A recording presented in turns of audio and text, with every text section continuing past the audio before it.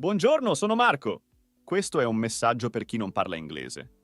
Il prossimo evento si svolgerà in lingua inglese, ma potrete seguire la traduzione simultanea, realizzata con l'intelligenza artificiale, direttamente dal vostro cellulare. Vi rubo qualche secondo per spiegarvi come funziona.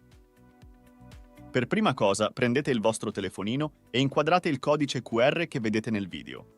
In questo modo potrete scaricare sul vostro cellulare l'app di Interprefy con cui viene gestita la traduzione. Dopo aver scansionato il codice QR, si aprirà la app.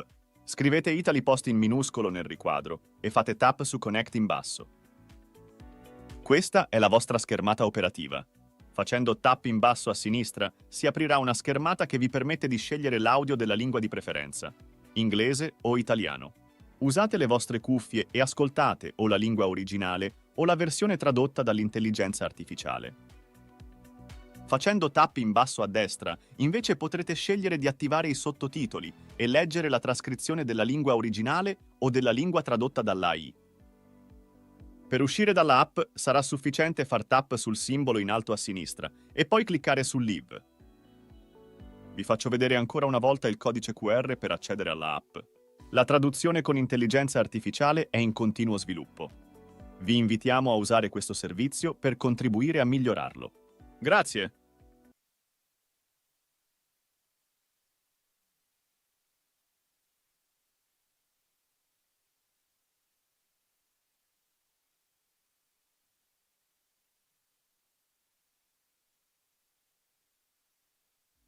Benvenuti a Parma Green Week. Sono Sofia, un'assistente virtuale generata con l'intelligenza artificiale. Sono qui per presentarvi il Festival della Green Economy. Come sottolinea Ermete Realacci, presidente di Simbola e del comitato scientifico della Green Week, la transizione verde e digitale e la coesione danno forza alla nostra economia e la rendono più a misura d'uomo e per questo più capace di futuro. È questo il filo conduttore dell'edizione 2024 del Festival, con 15 grandi eventi per approfondire e discutere le grandi questioni della sostenibilità e 7 sezioni tematiche dedicate a esplorare i legami tra il green e diversi settori industriali. Da venerdì a domenica, Parma Green Week accoglie 300 relatori, protagonisti di 70 eventi e del premio Green Book. In piazza Garibaldi trovate anche gli studi di Radio 24 che trasmettono in diretta da Parma. Nell'area talk allestita sempre in piazza Garibaldi, infine, trovate uno spazio libri con tutti gli autori del festival e alcuni titoli per approfondire i temi della sostenibilità. Prima di dare il benvenuto agli ospiti del prossimo evento, a nome dei promotori del festival, vorrei ringraziare i copromotori della Green Week, oltre ai main partner della manifestazione.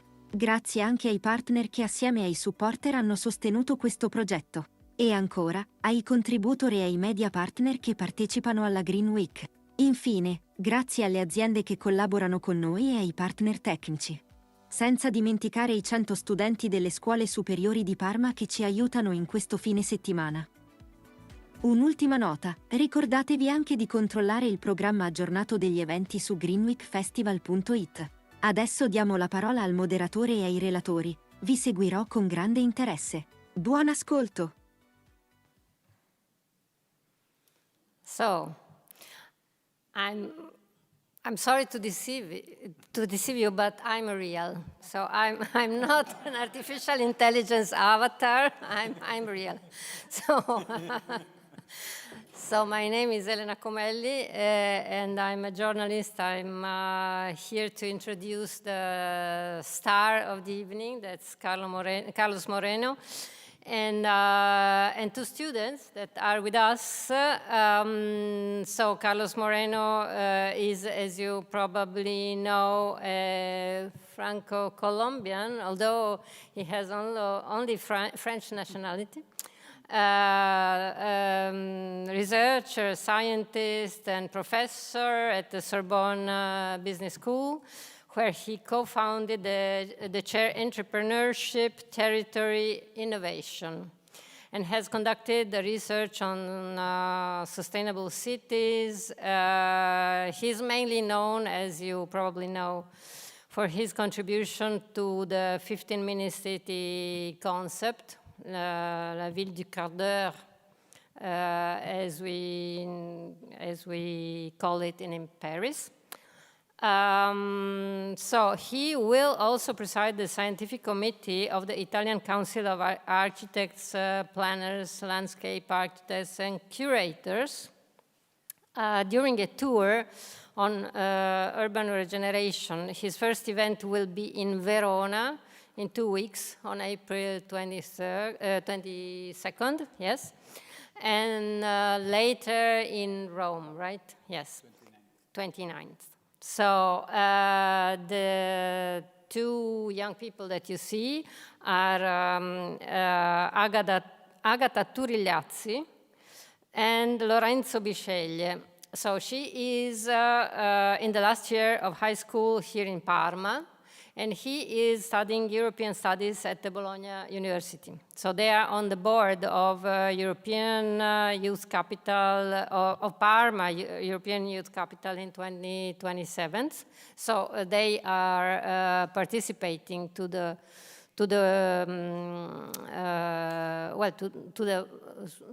process to go there, I hope.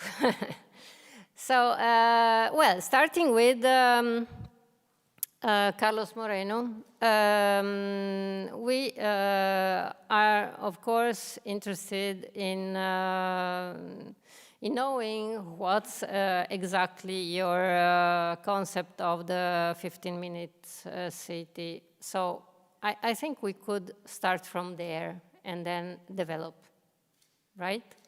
So can you explain a little bit the concept? Thank you. Buonasera a tutti. Thank you to Elena. Hai capito totalmente italiano, parlare un poco, però non professionale. I will switch in English. Thank you so much for this kind invitation. Thank you, Elena, for moderating. Welcome on board to the students. And of course, it's a great pleasure for me to be here in the real life. This is not more an avatar. I am Carlos Moreno. He's there. He's true. I can tell you. So, the 50-minute city, the città di 15 minuti, is a concept. In fact, I have developed two twin concepts. I discussed a few minutes ago with Elena. The most known concept is the 15-minute city, the città di 15 minuti. We have developed the 15-minute city for transforming radically our urban lifestyle in these harder times in face with the climate emergency, for having more livable cities, as well for transforming our business model in cities, for developing a more local economy, more local employment, more shorter circuits to access to the local raw materials, for having a more viable city. And the third point, for having more social interactions, more generation interactions, more gender equity, for using differently public spaces, for people, no more for cars, for having a more inclusive city. Sustainability in cities is in fact the convergence of this triple challenge: ecological, economical, and social. We needed to transform radically our urban lifestyle in order to generate this convergence in this triple impact: ecological, economical, and social. The 50-minute city was this proposal for generating a new path, a new trajectory, in order to reduce naturally our CO2 footprint, to reduce our long commutes, to reduce our compulsory commute, for reducing our long daily distances, and at the same time to spend more than 2, 3, even 4 hours just for a round trip, for going from my home to my office. We want at the same time with the 50-minute city to provide more local vibrant activities in neighborhoods, to develop this new way for creating added value, for relocalizing a vibrant economy. For a long time, we have accepted in our cities, in our countries, in Europe, this concept of the global offshore economy. China has become the factory of the world, Taiwan and South Korea, the electronic factory of the world, India in Bangalore, the software factory of the world, the Maghrebi, the factory for fabric and after for call centers. And we have unhumanized our cities. We have lost our humanity in our cities. We have sacrificed our cities. With the 50-minute city, we wanted to rehumanize our cities. We wanted to develop this more revigorated economy, revigorate neighborhoods, to relocalizing with the concept of the nearshoring. The nearshoring is the opposite of the offshore. The nearshoring means to reintroduce a more local economy, more shorter services, more vibrant activities. The 50-minute city. You find all these concepts in this book, La città dei 15 minuti, that was written by Carlos. And well, I interrupt you just to ask you one more question. You are citing in your book Jane Jacobs. Yeah. So you're starting from there, right? Yes, of course. Jane Jacobs is the mother of all battles for livable cities. Yes. Jane Jacobs, you are maybe different young students. We need to study the work of Jane Jacobs. She was a Canadian writer, yes, journalist, and activist. And Jane Jacobs, during the 60s until 80s, she was developed this concept of livable city. And Jane Jacobs said, a livable city, a living city, is a city when anytime, anywhere, we have a choice for satisfying our essential needs without to have a car dependency. Jane Jacobs was the most important personality in the modern times in the 20th century for transforming a city no longer shaped by infrastructures. This was the legacy of Le Corbusier, the infrastructures with skyscrapers, zonifications, roads, high roads, motor highway, the dependency of cars. Mm-hmm. And Jane Jacobs said, we need to revigorate our cities with the human neighborhood, with the human activities. Jane Jacobs was opposed to Robert Moises, the urbanist in New York, in charge of this development of the massive infrastructures. Robert Moises has planified to cross New York with 5 highways, and Jane Jacobs has developed this real intensive fight against this process of zonification. Yes, because you can see it where you have a highway, so life is already dead. So people can't walk on a highway, of course, and can't cross a highway. And around the highway, all the blocks that are around the highway, they die. Mm. So she could see it in the reality. So now there is a wave back from there. So do you think we are developing in the right direction now? Yeah, after Jean Jacobs, we have fortunately the other thinkers and doers in this way. Yes. I wanted to pay a tribute to my friend Jan Gehl. Jan Gehl is a Danish urbanist. Yes. Jan Gehl wrote in 1992 a book, Cities for People. Yes. Jan Gehl is totally involved.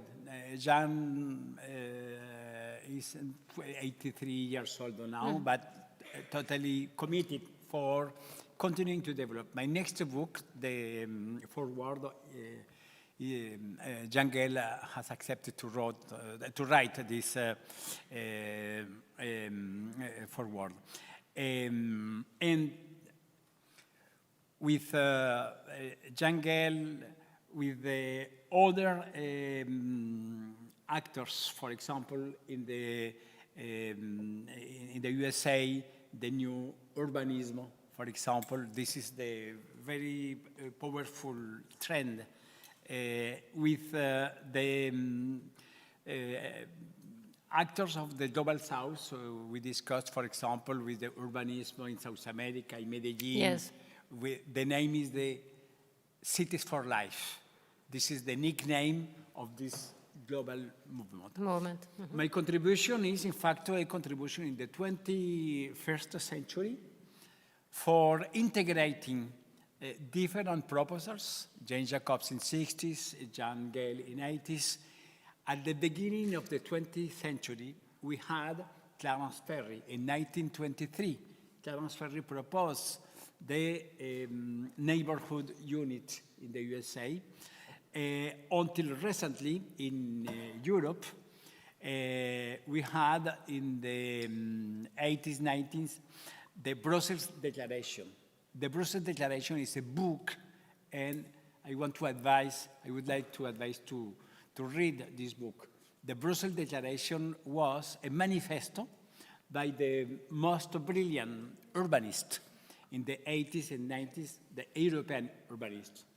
And the Brussels Declaration said, we need to reconquer the public space. We need to reconquer green areas. We need to reconquer more otherness in our cities. We need to reconquer more human activities, more friendship, more local activities. We need to fight against zonification.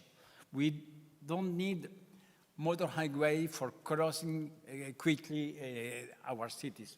We need more vibrant neighborhood. We need a humanistic way for urbanizing differently our cities. My contribution is in this global movement. Yes, so we have, of course, the social aspects, but also a strong, it's very important also the tendency to decarbonization. So decarbonization is very important now after we know what's happening to the climate. So now Jane Jacobs didn't know in the 60s, Absolutely. but now we know what's happening. So this is also a very important aspect. We have to decarbonize, and to decarbonize, we have to cut cars, or at least to cut private cars. Yeah. So, Individual. so decarbonization is also a very important aspect, right? To be frankly, the first element for starting this research, I have started the research in 2010, 14 years ago. Why? Because I'm not an architect and neither urbanist. I am mathematician and computer scientist.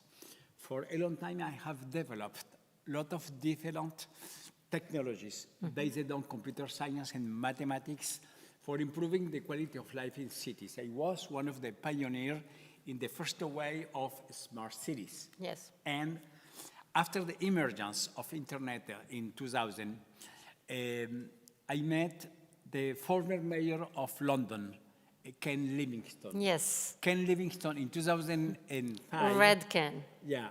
He have decided to create a global network of big metropolises for fighting against climate change. Yes. In 2005, the name was C18. Yes. Because Ken called 17 other mayors around the world for saying, hey, So they were guys, 18. hey, ladies, our global enemy is climate change. In 2005.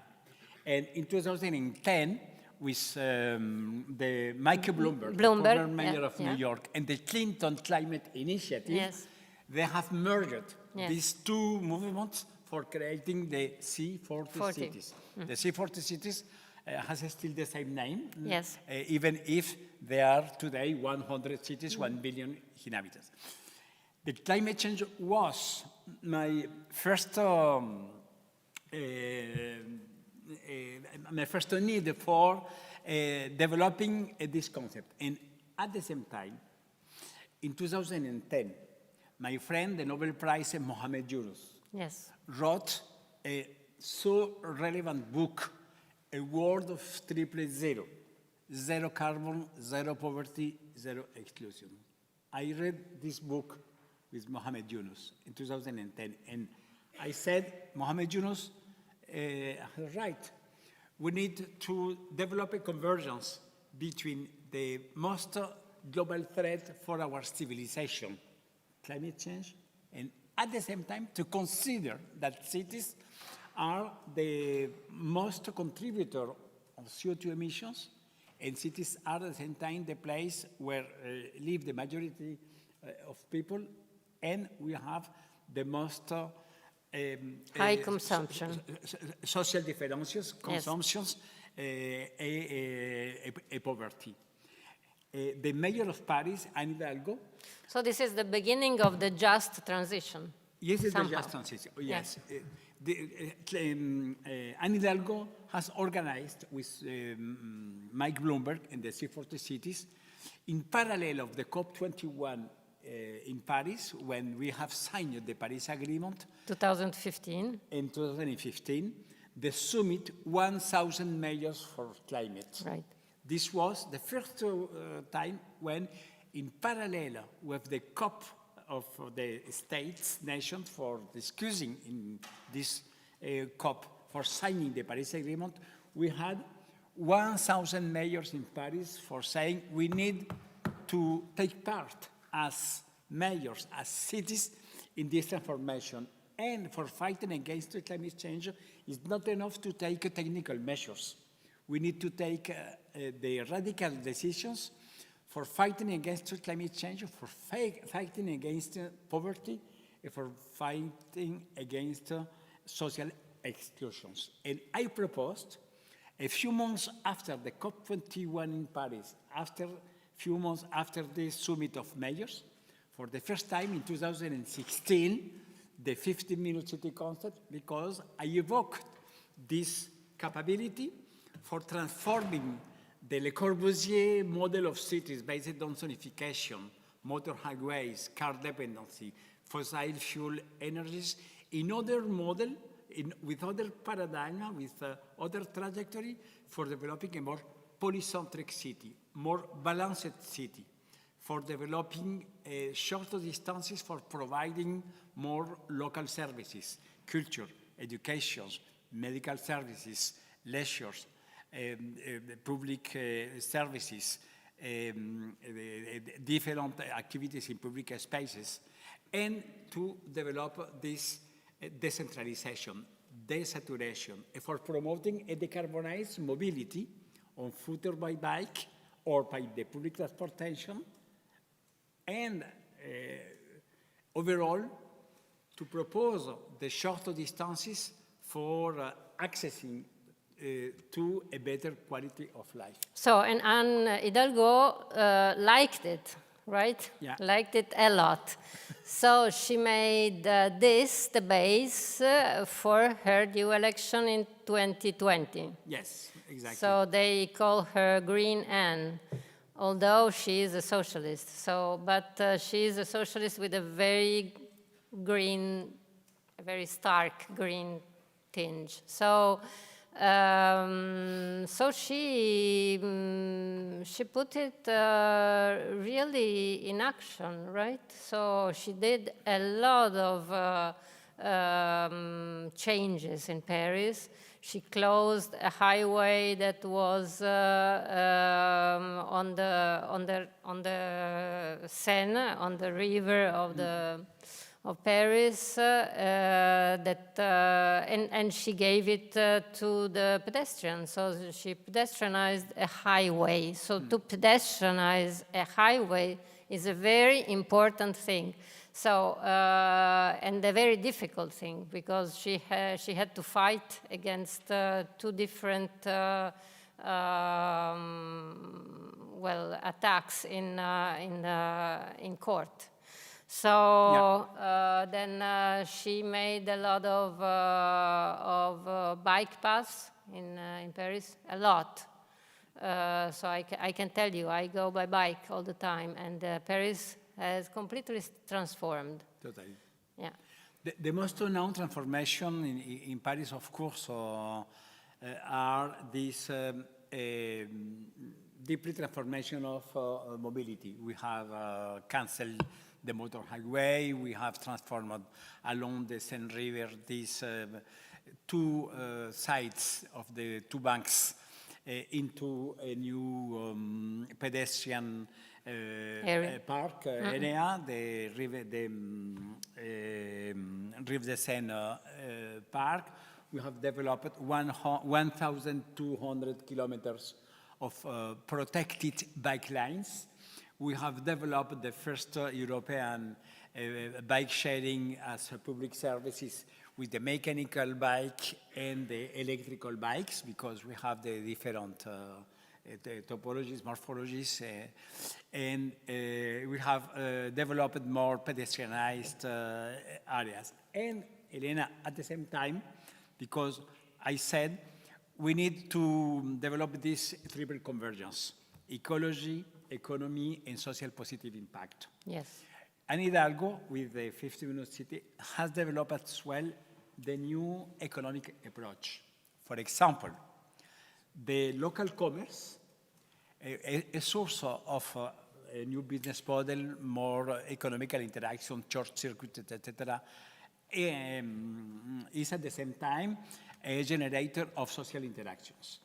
The city of Paris is a pioneer as well in the local economy, given that Anne Hidalgo has created the commercial property of the city of Paris. This is a subsidiary of the city of Paris, a company subsidiary of the city of Paris, the mixed company. And the role of the commercial property of the city of Paris is to manage the spots in all city for renting to the artisans, to the entrepreneurships, for having more local commerce, more local jobs, artisan, bakery, fishery, bookstores, recycle points, etc., etc., etc. We have today in all city these spots, and the city of Paris has rented this spot with the price below the price of the speculative real estate market. Right. And this is not a question for renting square meters, it's a question as well for diversify with the different training in marketing, in the business plan. Right. We have created the price of Made in Paris. We have lot of actions for fostering people to develop this local economy. I think we should give the time to the two students to ask you some questions. Mm-hmm. So shall we start with you? Yeah, if I may start with a question that you have maybe asked a lot. You theorize the creation of a polycentric city with people not needing to move from a neighborhood to the other to work and to shop and to do their daily tasks. But given also the geographical extension of today's cities, isn't a risk to force people to stay in their neighborhood, or at least to incentivize them to stay there? Because you may end up with low-income neighborhoods remaining there and high-income remaining on their own, so not entering in contact with each other, and so keeping the differences in income and in wealth that are already present in the city. Yeah, this is a good question. Concretely, in the case of Paris, for example, we need to fight against gentrification. A city, this is the case of the city of Paris, is so gentrified. In Paris, in fact, we have accepted to live with two Paris. We have the vertical line in the middle from the north to the south with two different Paris, the Paris of the east and the Paris of the west. The Paris of the east is the very popular Paris, the lot of overcrowded social housing. For example, I live there. A lot of people with low incomes. In the northeast, we have more working class. In the more northeast, we have the immigrating population, etc. In the west, this is the rich districts, the particular villas, etc., and the headquarters of the big corporate companies, until the extreme west, when we have the biggest corporate business district of Europe, La Défense. Okay?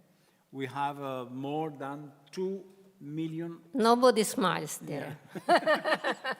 2 million square meters, only in La Défense, for having the blue collar, the managers of the executive. This is the reality in Paris. We have a gentrified city. Two statistics for identifying these extreme gentrifications. In the northeast of Paris, this popular district, we have, in average, 52% of social housing. In the west, in the 7th district, one of the most select, the rate of the social housing, 2.2%. 2% in the most district, 51% in the popular district. With the 50-minute city, we want to fight against this gentrification. What are our political decisions took by Anne Hidalgo? In the 7th district, for example, when we have these select areas, we have identified the different blocks. For example, we have bought a big block, Rue Saint-Dominique, one of the most richest. We have bought the block of the Ministry of Defense. This Ministry of Defense moved on for the outskirts. We have bought this block, and this block we have transformed in a place for mixing the popular people, low-income revenue, for developing a school, sport activities, green areas, local covers, etc. We have installed 300 families of the popular sector with the 50-minute city. We have a big opposition of the richest inhabitants of this district, because for them it is not possible to accept the social mixity with the people, with the poor people. We have imposed that. This block, the name is the Îlot Saint-Germain, received in December 2023 the award of the most beautiful sustainable design in architecture in Paris, the Caire d'Argent. And this example, in this Rue Saint-Dominique, I could, this evening, explain 30 others, just for identifying that our willing is in reality to develop a strong social mixity for answering your question. Of course, this is not a magic wand for transforming in a few months 7 decades of gentrification, but our roadmap is to develop a more social mix, a more social interaction. We have created a new district in the northwest of Paris. The name is Clichy-Batignolles. This is accessible just by internet, Clichy-Batignolles. Clichy-Batignolles is an amazing new district, Clichy-Batignolles, 53 hectares. At the core of Clichy-Batignolles... Renzo Piano participated to this. Renzo Piano participated as well. We have at the core of this Clichy-Batignolles district the green area, Martin Luther King Park, 14 hectares. One of the most beautiful green areas in France, created by Jacqueline Osti, one of the most important landscape architects in France and Europe. With a lot of water. Yeah. In this area, we have today more than 4,000 families. 50% is this social housing, very low income revenues. 25% middle class, and 25% the high revenues. And this district, Clichy-Batignolles, is today a model of our capability for generating this social inclusion, this social mixity. And I prefer to answer this question with the concrete examples. What is the key for having this capability for fighting against gentrification? To develop the 50-minute city as a local public urban policy. This is the role of the mayors. This is the role of the local governance. To take a map of the city and to identify, we have a lot of gentrification here. We have a lot of rich people here. In these places, this is overcrowded by low-income revenues. We have a lot of ghetto of immigration. We have the middle class in the south. This is the reality. And after that, to establish a roadmap for developing this mixity, for developing more social housing, green areas, moral capability, local shops, local commerce, local services, medical services, cultural activities, theater, etc. Schools. This is our job. Yes. With San Hidalgo, for 10 years, this is our job. Today, in a city as Paris, we have an average of 25% of social housing. And we wanted to reach, in the next years, 35%. But not 35% in a small area. We need to have in our city. This is the secret of our 50-minute city. Thank you. So can I give Agata next question? So we spoke about green areas and vegetation, and I think you're aware of the example of the Colombian city of Medellin. Mm-hmm. I think I mispronounced it, I'm sorry. That it's like a Colombian city that is trying to fight the increase of temperature by building and planting and create what are called the green corridor. Mm-hmm. There are, for the one who don't know, like green spaces outside of parks. And they were able to decrease the temperature by almost 2 degrees. So what I wanted to ask if, like, you think that the example of Medellin could be applied in every metropolitan area in the world, or if it's not something that can be applied everywhere that have some boundaries. This is a good question. This is a good comment. I know very well Medellin. My mother was born in Medellin. This is the second largest city in Colombia. And Medellin has developed this process for a long time to develop more social mixity, for developing this natural regeneration. The technical name is the green natural regeneration. For developing the green corridor, the green areas, the most urban park. I am totally convinced that this is a pioneer way with not only the green areas, but at the same time, and this was the case to Medellin, to reconquer the water, to reconquer rivers. In Medellin, we have a river that crosses the totality of the city, and the project in Medellin was to reconquer the river because for a long time we have ignored the role of rivers in cities, the biodiversity. Not only to have the trees and green areas, but to have this hybridization between water, air, trees, vegetalizations, and to avoid the Anthropocene pollution, cars. In Medellin, as Paris, we have canceled the cars along the river, and we have regenerated with the different parks.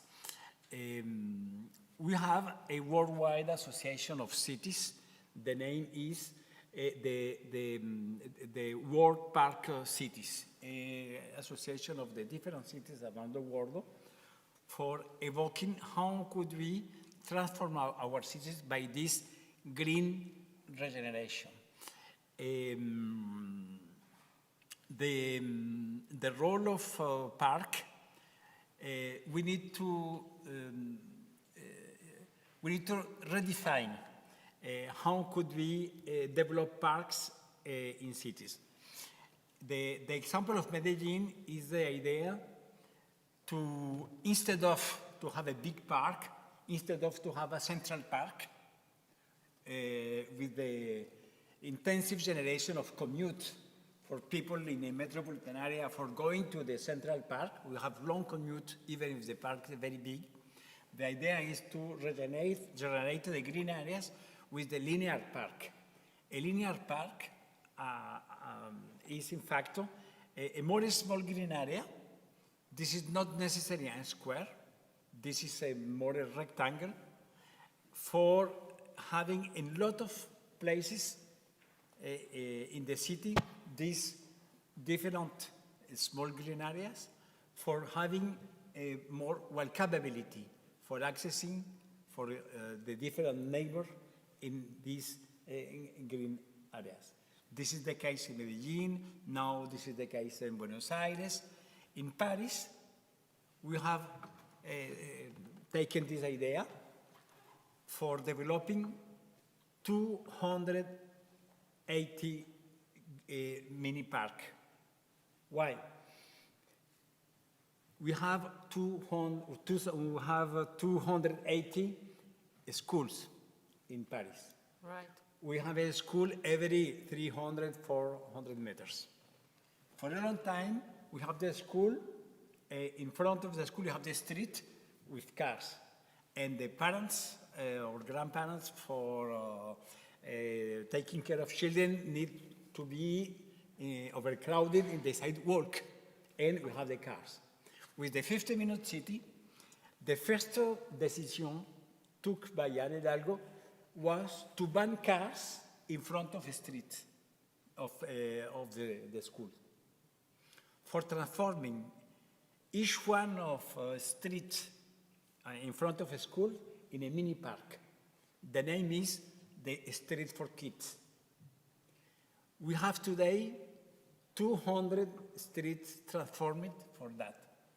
And instead of to have a street for cars, we have now 200 mini park. The mini park is just the street in front of the school. This is vegetalized with trees, with the green areas, with the playground, etc. And in 1 year we will finish, we will have 280 mini park with the distance of 300, 400 meters. This is totally natural to go to the mini park, and today this measure has 75% of acceptability. All people agree for that, and even kids during the weekend requested to parents, I want to go to the school, just for playing in front of the school, because this is very funny to have this area just for kids. Yes, the closed streets are very lively, very lively. Yeah? Yeah, because people like to go there and just to stay there. Yeah. And this had a lot of success. Yeah. The equivalent in Milano, because we have the strong relation with Giuseppe Sala and the team with Demetrio Scolpelli, is the Piazza Aperta. Of course. Yeah, the Piazza Aperta is the same idea, to take the different squares, to ban cars, to install the playgrounds, and to generate more human interactions. Piazza Aperta is one kind of street for kids.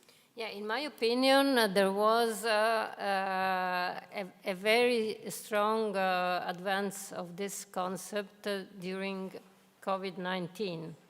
In a certain way, COVID-19 helped Hidalgo and Sala in this direction. Totally. Right?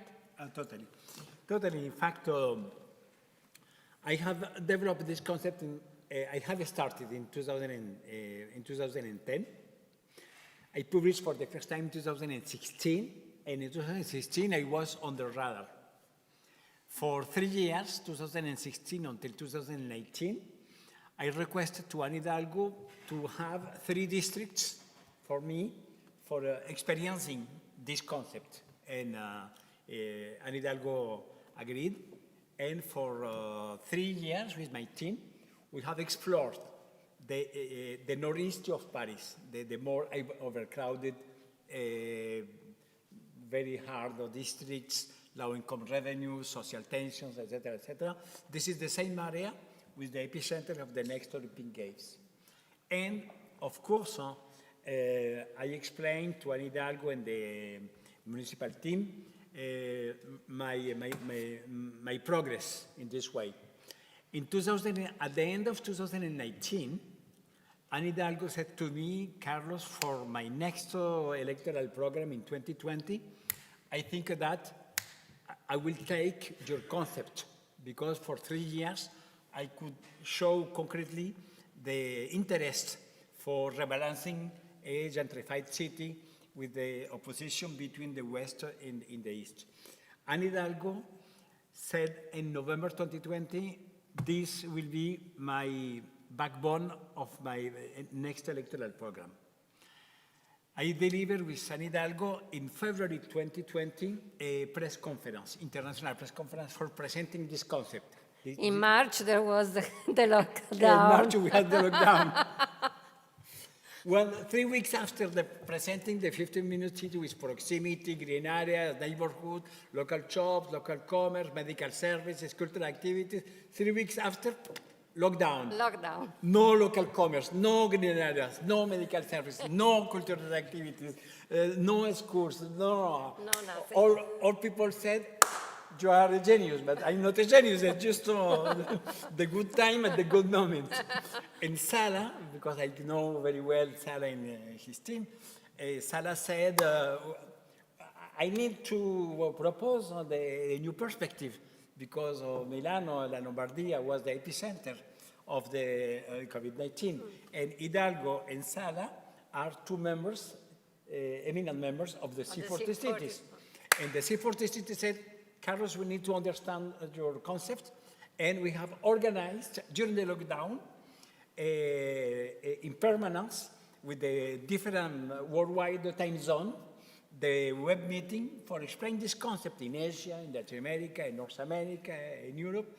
And Sala published in May 26th a document, a manifesto for my new perspective, the 15-minute city. Hidalgo, of course, it was a triumph victory because she won the elections. And the C40 cities officially has embraced this concept in July 2020. And since July 2020, the C40 cities, 100 cities, the most important metropolises, has involved for promoting this concept. And after, we have the World Health Organizations, the UN Habitat institutions, UCLG, United Cities and Local Governments, etc., etc. But I guess that the COVID-19 was a particular situation for offering to the citizen dwellers this new perspective for using different their time. Yes, Instead of to take 2 hours, 3, 4 hours. And especially the urban space. Exactly, exactly. Okay. We understood that probably Paris is the best example of a city moving away from gentrification with an administration which is working well on delivering the 15 minutes city model. So is Paris the best source of inspiration for a city who wants to implement this model and these policies? Or is there a better source of inspiration for the city of the future? And then following up, which is, in your opinion, a city which is the black swamp, which is delivering badly and not in the interest of the people, maybe in the opposite direction of the one you are suggesting? Yeah, this is a very, very good question and comment. I said in the different interviews or conferences that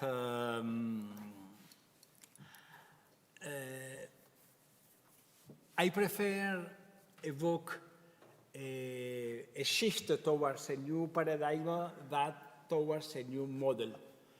We need to avoid to consider the 15-minute city as a model for doing a copy-paste.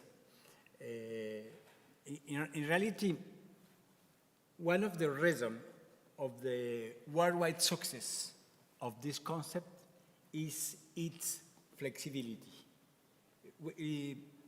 At the beginning, different, including mayors, said to me, Carlos, we need to have a patent, a copyright, a label, a jury for submitting a proposal for having the agreement 15-minute city. I said, no way. This is a new urban lifestyle, a new territorial lifestyle. This is not a dogma. This is not a dox. This is a framework, and we need to customize this concept in the different contexts. Paris, for example, Seoul in South Korea, Daejeon, Jeju in South Korea, Bogota in Colombia, Buenos Aires. But we have the very small ruralities in Europe, Plecjowa in Poland. It's a very teeny rurality, 15,000 inhabitants. We have today the nations, the Scotland nation has voted 1 year ago the program, the Scottish Transformation for 20 Minutes Neighborhood. We need to be really open-minded for offering this framework in this book I presented, and to support the different mayors or local governments around the world for customizing. Today, the 50-minute city is a nickname, but we have the 30 minutes territory for the medium and low density zone. In Utrecht, for example, this is a nice anecdote. Netherlands, Utrecht. Utrecht is the iconic bikeable city. The railway station of Utrecht, this is not a railway station. This is a bike station with a few trains. Yes. We have daily 300,000 bikes in Utrecht. And I went to Utrecht a few months ago for working with the mayor and municipal team. And the mayor said, Carlos, the problem in Utrecht we have lot of bike jams. This is totally crazy because it is impossible to have a correct bikeability because you have enough people in the bike. And we discussed, she said, maybe we could develop a campaign for provoking a switch from bikeability towards more buses, for example. And we have discussed on that. If you go to the website page of the Utrecht, the motto now is the 10 minutes Utrecht. Because the municipal team said the question is not to be or not to be a bike. The question is why we need to spend 20 minutes, 30 minutes, 40 minutes for going from a home to an office, even in a bike.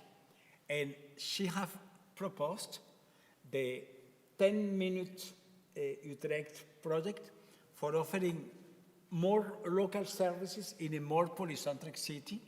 And in this case, we could manage this desaturation for avoiding these big avenues only with bikes.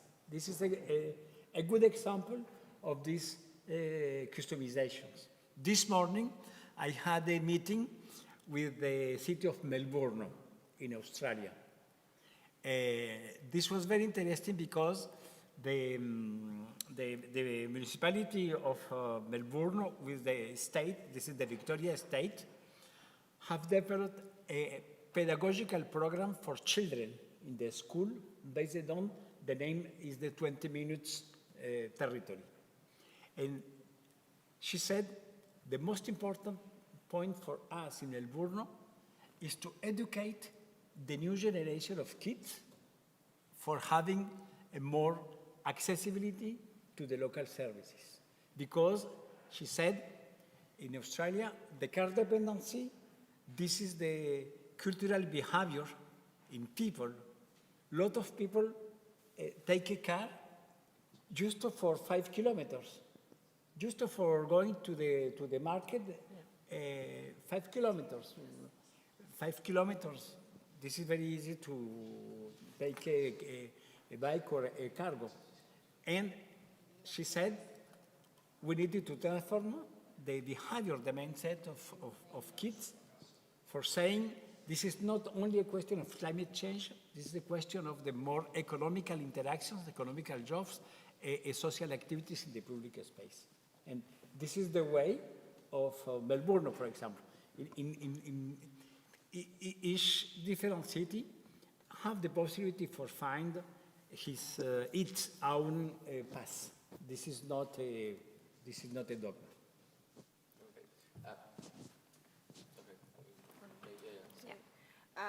That's more for like the audience and for each one of us. What are some daily actions? A little bit closer to the... Sorry. Yeah. Okay. What are some daily actions and behavior and mindset that we as a citizen can implement in our daily life to create a cities and an urban environment that's more respectful towards its inhabitants, the environment and the city itself? Yes, this is a crucial question. What are the daily attitudes for citizen dwellers in order to transform our cities? I delivered a conference in Paris a few days, and I did a work for showing to audience the most important illnesses in Paris, in the metropolis of Paris in particular. And after the cancer, the three other more relevant illnesses are stress, the mental stress for the impact of a hectic life, The second one with the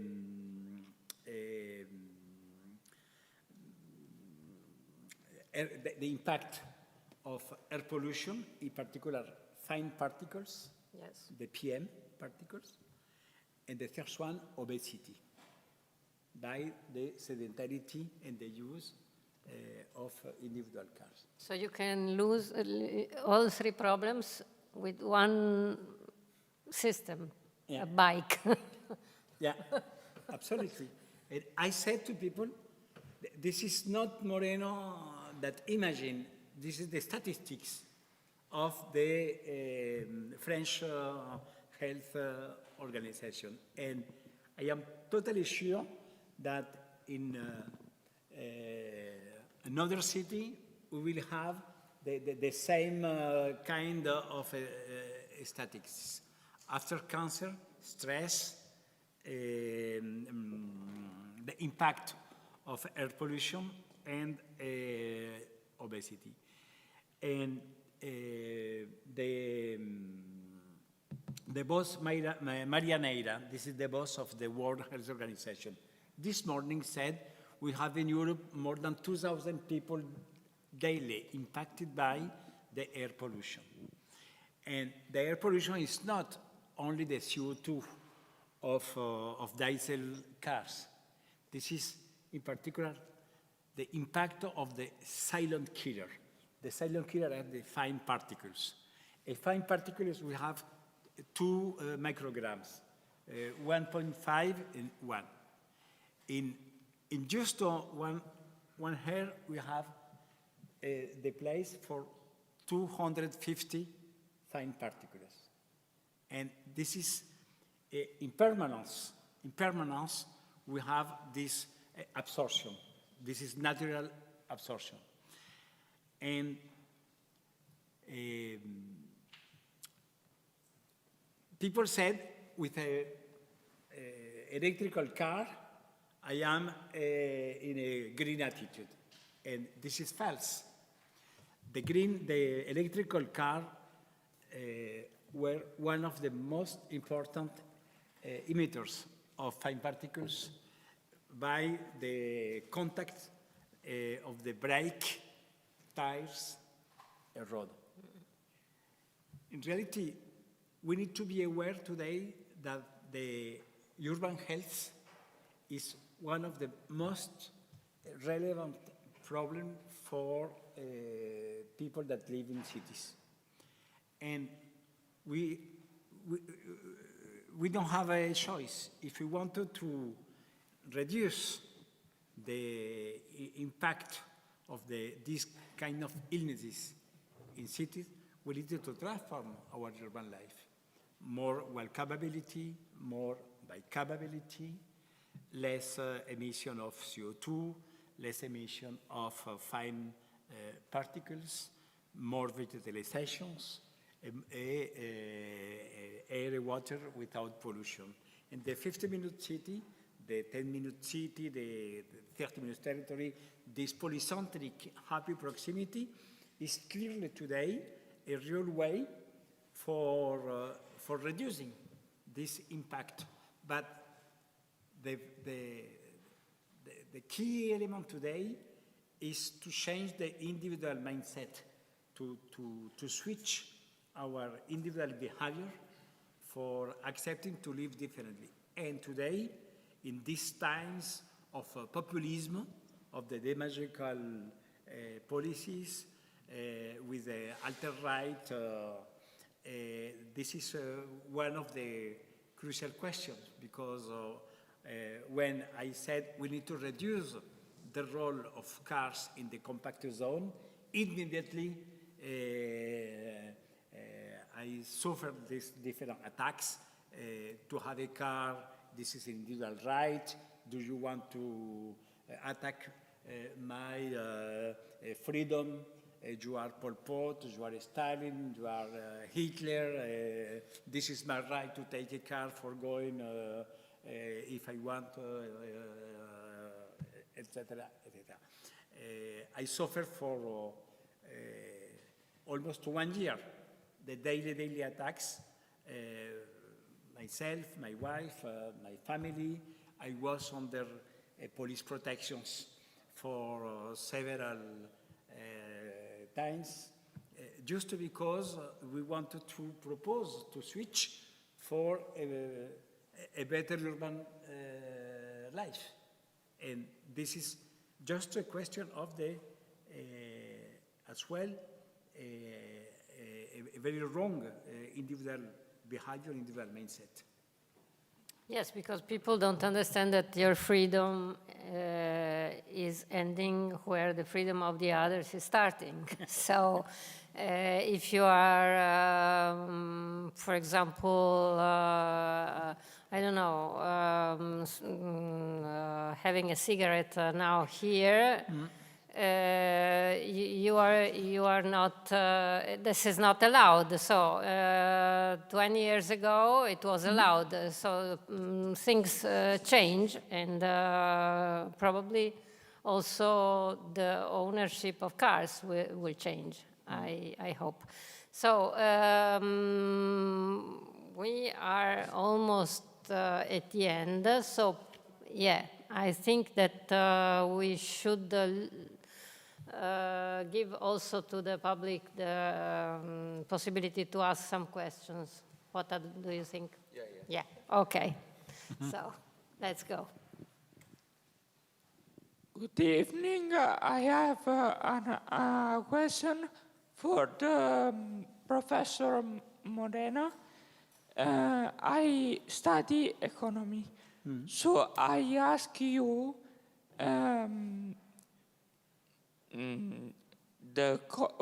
about the cost of the transition, because I completely agree with your beautiful thinking about the future, and I hope that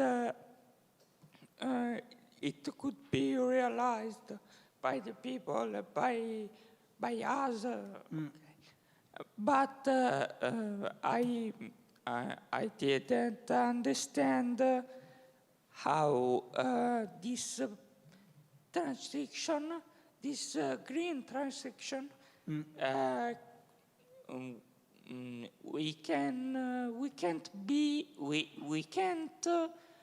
sustain it because there are too big war in the world, and we need to sustain the cost of war, and I didn't understand this athletic question. Thank you.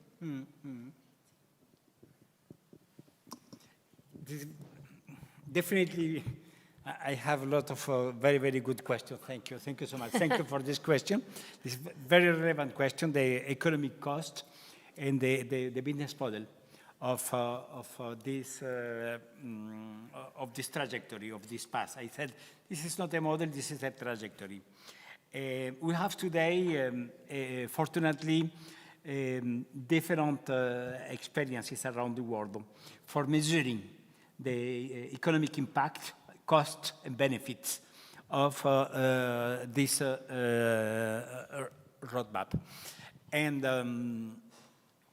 one of the significant points is in the 15-minute city for developing this polycentric multi-service city, the reuse of infrastructure that exists today. We need to change the business model of cities, because for a long time we have developed a business model based on to continue to build more and more and more infrastructures, in particular in the outskirts so far, for increasing this car dependency, etc. One of the key rules of the 50-minute city, 30-minute territory, this happy proximity, is to reuse the infrastructure that exists today for developing a more intensive uses. The scientific name is the chronotopia. The chronotopia. That means the statistics today in the in the average of different metropolises is the use of the only 40% of time for any infrastructures. A building is, in general, closed more than 60% of the time. In a school, this is just after the classes is closed, a building, a corporate building, the administrative buildings, etc., etc. We have developed the new business model based on this chronotopia. We have conserved the infrastructure that existed, and we have been enhancing the time of users for hosting more different activities. And in this case, the cost of these transformations in reality is minor, related to the new uses and implementations of people that will participate in the different activities. One of the signs of the interest of this model in particular is in the private sector. Today, we have the most committed actors of the real estate interested in switch from the single uses of buildings, of the specialized uses of infrastructure of building, for developing the new business model, the new economic model based on the multi-services. In my city, for example, in Paris, we have built in 1962, in the Le Corbusier zonifications, the biggest corporate business district in Europe, La Défense. We have 2 million square meters in the western La Défense, only for businesses activities. After the COVID-19, this is a total catastrophe for this business model. Yesterday, I received the latest statistic of the La Défense. They have lost 25% of rate of occupancy. Today, La Défense in Paris is one of the biggest cooperative business in Europe, is in danger because its economic model now is failure. The workers, in particular the young workers, between 20 years old until 40 years old, refused to go to La Défense daily, to take a metro, to take a rail train, or to take a car for 2 hours, 3 hours, 4 hours for a round trip. Today, we need to forget this model. And the real estate companies came back in Paris for reusing the different buildings, for installing the virtual offices, for mixing with the other activities, cafes, restaurants, cinema, and this is the new work style today. The business model in cities has suffered a strong transformation related to the impact of the COVID-19. And the business model of the 50-minute city, this is a business model that needs really little money and investment. For transforming 200 streets into 200 parks is so easy. Just before to invest €1 in the intensive works, just to block one hand and the other hand. Just. So let's say 100 euros. Pop, pop. Right. So let's say we have to find a sort of circular economy of the buildings, okay. Right? Okay. So is there any other questions? There. Just a curiosity, I think you are many decades you are working, not because you are old, but you are experienced, like me, in the world. Do you feel that people are really changing the mindset? Because we are talking about educated people, a minority, that perceive the advantage of transforming the town, but the town is crowded of millions of people, and sometimes I have a serious doubt that the large majority is really changing mindset and go beyond their own immediate interest to see the transformation. So how is your feeling on this regard? Yeah. Very good comments, very good intervention. I don't have a absolutely answer for that, but I want to share different experiences. In France, we have a lot of different cities, and with a lot of people opposed to this idea, in particular, given that the intensive car dependency. 3 weeks ago, we have, related to the climate change, the intensive flood in different cities, in particular in the south.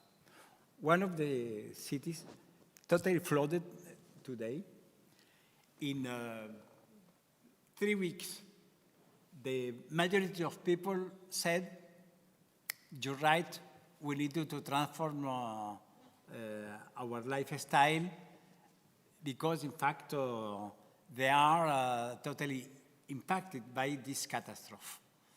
This is, in my opinion, totally pity, because only when we have this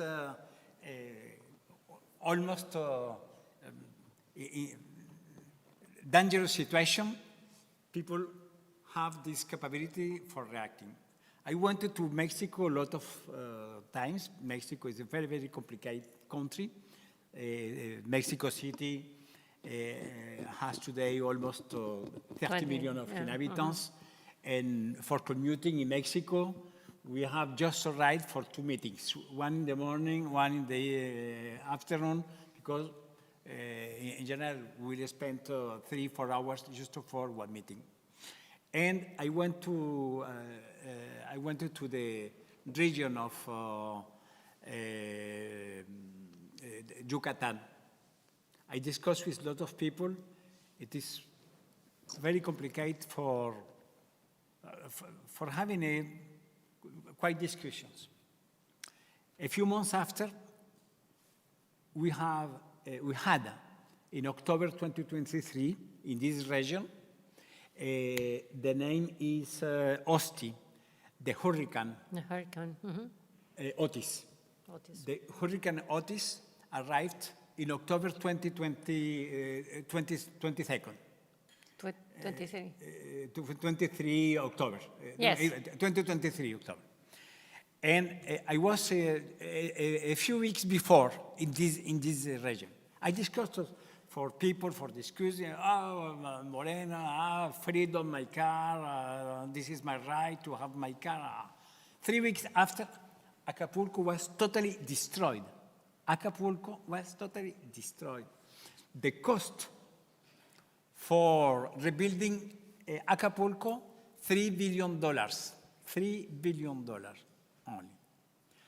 Now in Acapulco, I arrived as a king because this is the reality. And it depends on the different particular situations.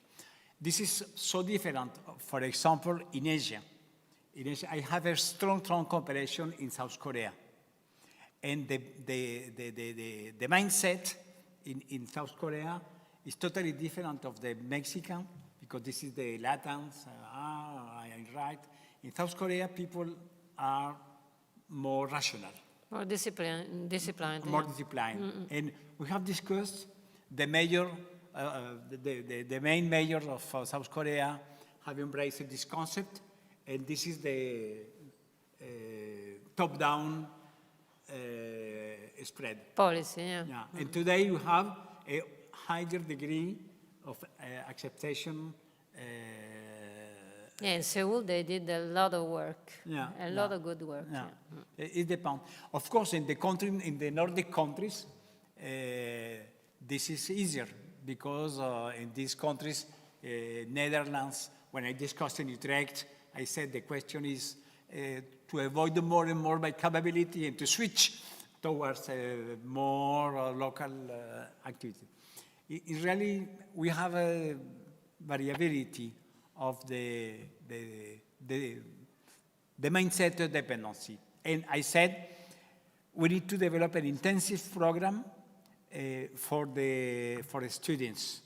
We have developed with the C40 cities an international context, students reinventing cities. We have more than 25 cities involved for proposing to students different places in cities for reinventing these places with this kind of concept. But we need to develop with the young people more pedagogic activities. This is the idea in Australia, in the Victoria State.